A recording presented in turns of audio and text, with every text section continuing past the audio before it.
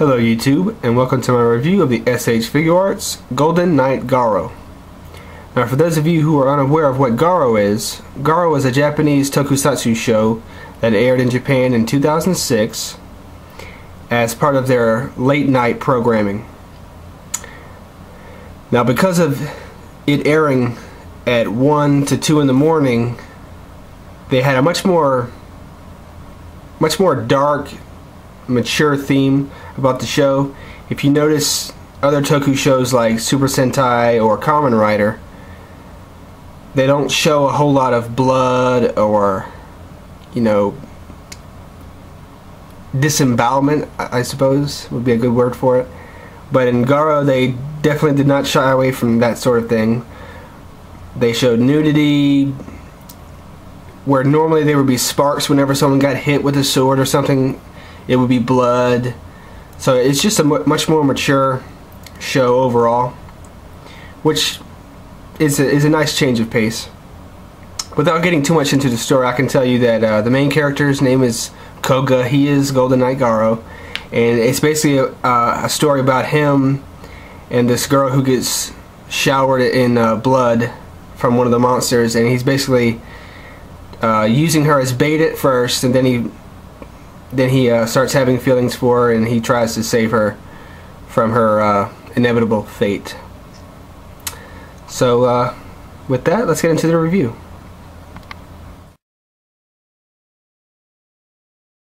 For head articulation, his head can go that far down, that far up and back.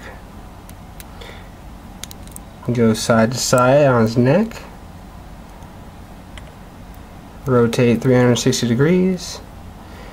And he has really cool eyes.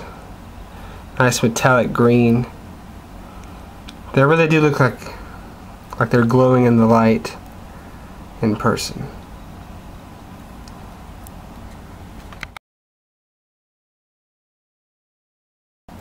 He has two ball joints, one here and one there, which allow him to rotate side to side. He can bend this far forward. If you move these straps, he can move a little bit further down. He can go really far back, and he can go side to side really far.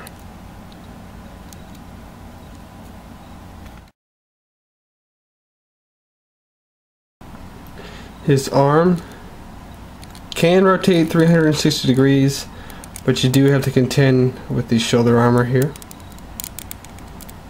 So it is a little awkward. It can go not quite straight out, but almost. It can rotate 360 degrees below the shoulder. The elbow is double jointed. Gets a little bit more than a 90-degree bend. The hand can rotate 360 degrees and move on a swivel joint.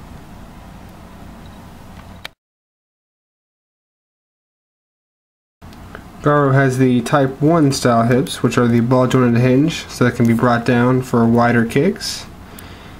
His legs can be spread that far apart, so it's a pretty good high kick. His legs can be brought that far forward, that far back without going to the side. His knees are double jointed. He has rotation at the thigh right here. He has the metal style feet that can be rotated 360 degrees, go that far down, that far up. They can be brought that far in, that far out, and the toe is on a hinge.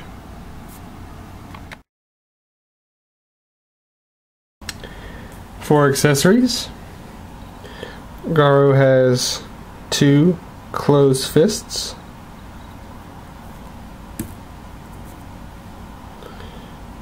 2 sword holding hands, 2 open palm hands, and a single gripping hand. Now the gripping hand is used with his sheath. You just put it right in there and it's not going anywhere. Also comes with a really nice sword, very well painted, and of course the sword can fit into the sheath. Not very tightly into the sheath, unfortunately, but most of the time he will be holding it like this anyway, so it's not going to be in a down position.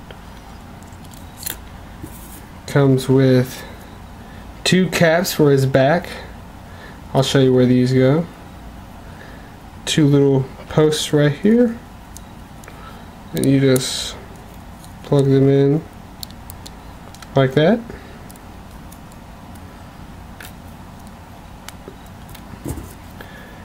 Comes with a really nice cape, really nicely painted. Nothing on the inside, but looks spectacular on the outside. Really nice gold. And as you can see, the little things right here look a lot like the caps. So the cape plugs into the same ports on the back, like that, and there you go.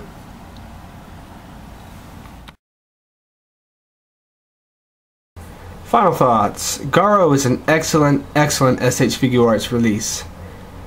Now, being the suit of armor that he is, I wasn't expecting his articulation to be half as good as it is.